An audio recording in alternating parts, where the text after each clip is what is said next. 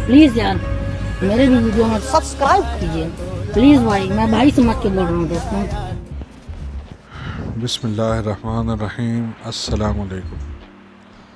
तो नाज़रीन, ज़बरदस्त मैच का और सीरीज़ का अख्ताम हुआ। पाकिस्तान हस्ब तवक्को, मैं तो पहले ही बोला था, मैंने आपको जो मेरा प्रोग्राम देखा होगा उनको याद होगा अच्छी तरह। मैंने कहा था कि 4-3 से भी अगर पाकिस्तान कर ले ये सीरीज़ तो बड़ी बात है। तो बड़ी बात तो कर दी उन्होंने और बेहतरीन किस्म का स्कोर इन्होंने इंग्लैंड ने बनाया। सबसे पहले तो इंग्लैंड ने हर चीज़ में इनको आउट क्लास किया, बैटिंग में, फिर बॉलिंग में और फील्डिंग में। एक कैच बराबर छोड़ा उसने। पाकिस्तान ने 3 कैच छोड़े हैं, इंग्लैंड ने एक ही छोड़ा सिर्फ, उससे भी ये कोई फ़ायदा नहीं उठा सके। तो ओवरऑल जो है पाकिस्तान टोटल जबरदस्त हो गया। सबसे पहले तो बाबर आजम की कप्तानी, फिर मैं कहूँगा एक बार कि बाबर आजम कैप्टन मटेरियल नहीं है। सरफराज जब कैप्टन था तो T20 टीम नंबर 1 थी। जब उसको कप्तानी से हटाया गया था उस वक्त भी नंबर 1 पे ही थी T20 में पाकिस्तान टीम। तो अब बाबर आजम को कब हटाएंगे अब देखते हैं। फिर बात कुछ करो तो ये जो है इलाकाई तअस्सुब की बात ले आते हैं बीच में। क्या सरफराज को इस वजह से हटाया गया था कि वो कराची का था? इस वजह से उसे हटाया गया था। तो हटाया बाबर आजम को भी बुरे तरीके से।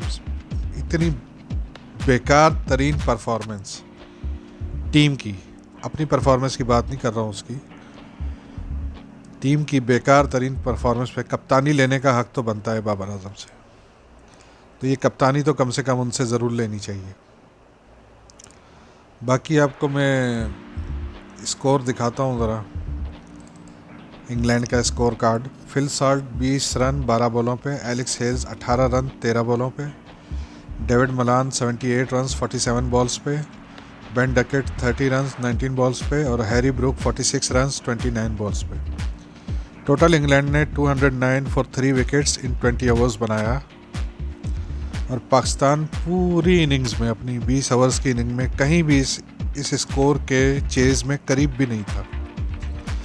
इंग्लैंड ने पहले 5 ओवर में 48 रन बनाए 2 विकेटों के नुकसान पे, जबकि पाकिस्तान ने पहले 5 ओवर्स में 33 रन बनाए 2 विकेटों के नुकसान पे। फ़र्क आप देख लें, यहीं से ही आपको नज़र आ जाएगा क्या अप्रोच है किस टीम की। इंग्लैंड के 6 ओवर्स में 57 फॉर 2 थे, पाकिस्तान के 6 ओवर में 37 फॉर 3 थे। इंग्लैंड के 10 ओवर में 102 रन, 3 खिलाड़ी आउट थे, 102 for 3, 10 overs England. Pakistan 10 overs 68 for 3। कितना बड़ा डिफरेंस है ये शुरू के 10 ओवर्स में। तो खिलाड़ी किस अप्रोच से खेल रहे हैं ये आप खुद अंदाज़ा लगा लें। मैं तो कुछ कहूँगा तो फिर कुछ गलत ही निकल जाएगी बात। तो बेहतर है कि रमीज़ राजा साहब खुद इस्तीफ़ा दें, नहीं तो बाबर आजम से इस्तीफ़ा लें और सिलेक्टर साहब से भी इस्तीफ़ा लें। वसीम साहब जो हैं, जो कंप्यूटर लैपटॉप लेके बैठ जाते हैं सामने और परफॉर्मेंस दिखाते हैं हमको, इसकी ये परफॉर्मेंस है, उसकी वो परफॉर्मेंस है, उनको भी ज़रा जो है उनका लैपटॉप उनसे लिया जाए मराहत के साथ वापस, तो क्रिकेट पे एहसान करेंगे ये। इंग्लैंड 15 ओवर्स में 149 फॉर 3 था, पाकिस्तान 15 ओवर्स में करीब भी नहीं था कहीं उसके। यानी किस तरीके से ये जो है इनकी बैटिंग चल रही थी, इनकी बॉलिंग चल रही थी, कुछ समझ नहीं आ रहा था। अब आपको मैं इंग्लैंड की बॉलिंग दिखाता हूँ। पहले तो पाकिस्तान की बॉलिंग देख लें। मोहम्मद नवाज से एक ही ओवर कराया गया पहला, जिसमें उसने 12 रन दिए थे, उसके बाद ओवर ही नहीं दिया। जबकि शादाब खान पिटता रहा, उसको ओवर्स देते रहे, 2 विकेटें ले गया वो, लेकिन उसको ओवर्स फिर भी दिए। तो मोहम्मद नवाज को क्यों नहीं दिए, सवाल तो उठेगा ना। मोहम्मद हसनैन आज बेहतर रहा, 4 ओवर में 32 रन दिए, 1 विकेट ली। मोहम्मद वसीम 4 ओवर में 61 रन, 61 रन 4 ओवर्स में दिए। कहीं से भी ये इंटरनेशनल क्रिकेट वाली परफॉर्मेंस नहीं है। हारिस रऊफ 4 ओवर में 24 रन, इफ्तिखार अहमद 4 ओवर में 34 रन। तो टोटल पाकिस्तान ने 209 रन दिए 20 ओवर्स में, जिसके बाद जो है फिर चरागों में रोशनी न रही और इंग्लैंड ने नहायत बुरे तरीके से पाकिस्तान को न सिर्फ मैच हराया बल्कि सीरीज़ भी हरा दी। पिछला मैच भी इसी तरह हुआ था कि पाकिस्तान जो है वो कम स्कोर 160 कुछ 167 था, पता नहीं 57 थे, तो बना के तो समझ रहे थे कि हम जीत गए मैच। तो इंग्लैंड ने 15 ओवर्स में ही उड़ा के रख दिया उनको। 3 ओवर में तो 50 मार दी थी इंग्लैंड ने, अपने पावर प्ले के शुरू के 3 ओवर में 50 मार चुका था इंग्लैंड। तो हमारे बोर्ड के कर्ता धर्ताओं को समझ आ जानी चाहिए कि T20 क्रिकेट किस तरह खेली जाती है। ये T20 में वनडे की तरह खेलती है हमारी टीम, वनडे में हमारी टीम टेस्ट की तरह खेलती है, और टेस्ट में तो बस सो जाओ वाला हिसाब है। तो ये क्या खेल रहे हैं, क्या कर रहे हैं, कुछ समझ नहीं आ रही। इस मैनेजमेंट को, इन खिलाड़ियों को पहले तो टीम में बहुत बड़ी तब्दीलियों की ज़रूरत है। अपनी दोस्तियाँ यारियाँ छोड़ें, अपने खाओ पियो ग्रुप को छोड़ें, जान छोड़ें इसकी, और मुल्क की भी जान छुड़ाएं इससे, और अपनी जो परफॉर्मेंस है उस पर तवज्जो दें। ऐसे खिलाड़ियों को रखें सामने। डोमेस्टिक में यंग प्लेयर्स हैं बहुत, लाए किसी यंग टैलेंट को लाए सामने, कम से कम कुछ सीखेंगे तो सही। ये तो सीखने वाले भी नहीं है, इनकी सीखने की उम्र भी नहीं है। अब ये क्या सीखेंगे ये लोग। Mohammad Rizwan 1 run, Babar Azam 4 run, Shan Masood 56 run बनाए उन्होंने, लेकिन कहीं से भी नहीं लगा कि शान मसूद 209 रन चेस करने के लिए जा रहे हैं, 210 रन, कहीं से भी नहीं लग रहा था।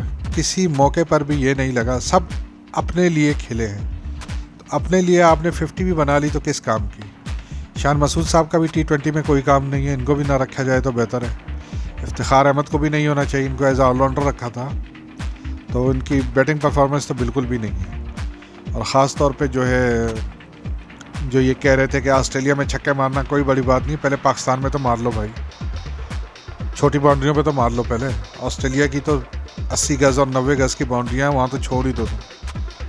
खुशदिल शाह कुछ बेहतर खेले आज, 27 रन।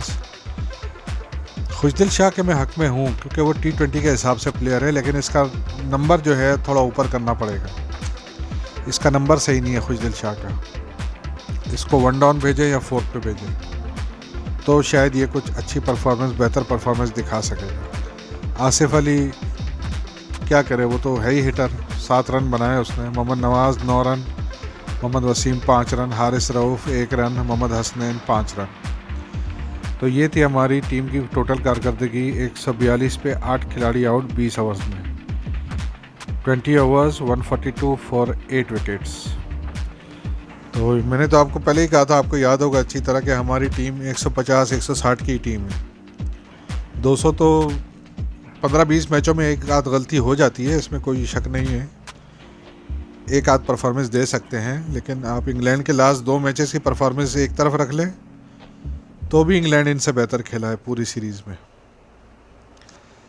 वो कहीं भी वो अपना रन रेट गिरने नहीं देते हैं, मैच से बाहर नहीं होते हैं कहीं भी। ये तो शुरू से ही मैच से बाहर हो जाते हैं जब इनकी 2 विकेटें गिर जाती हैं। तो ये क्या खेलेंगे T20 क्रिकेट।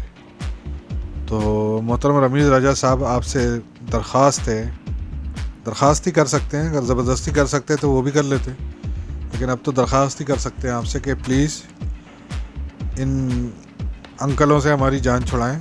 T20 क्रिकेट में यंग प्लेयर्स लेके आएँ, वो इनसे यकीनन अच्छा खेलेंगे। अभी नेशनल T20 में बहुत से खिलाड़ियों ने अच्छी परफॉर्मेंस दी है, उनको मौका दें, वो इंशाल्लाह आपको इनसे तो बेहतर खेल के ही देखें। तो उम्मीद के साथ कि अगली सीरीज़ में ये टीम नहीं होगी और आधी से ज़्यादा टीम तब्दील करने के लायक है इसकी। वैसे T20 के हिसाब से तो क्या बोलूँ, मैं किस खिलाड़ी का बोलूँ, कोई भी T20 के हिसाब से हमारी टीम में नहीं खेला है। रिजवान और बाबर आजम समेत कोई भी T20 के हिसाब से हमारी टीम में नहीं खेला है। 1-2 मैचेस में परफॉर्मेंस नहीं, T20 का जो उनका T20 की जो डिमांड है उसके हिसाब से खेलने की बात हो रही है। तो जब तक आप उस हिसाब से नहीं खेलेंगे, आप वर्ल्ड क्रिकेट में अपना नाम नहीं बना सकते। तो एक बार फिर कहूँगा, सरफराज को तो Pakistan team T20 international ranking में नंबर 1 थी, तो सरफराज को आपने हटा दिया था। अब देखते हैं बाबर आजम को कब हटाते हैं कप्तानी से। Thank you very much. Please यार मेरे भी वीडियो में सब्सक्राइब कीजिए प्लीज भाई, मैं भाई समझ के बोल रहा हूँ दोस्तों।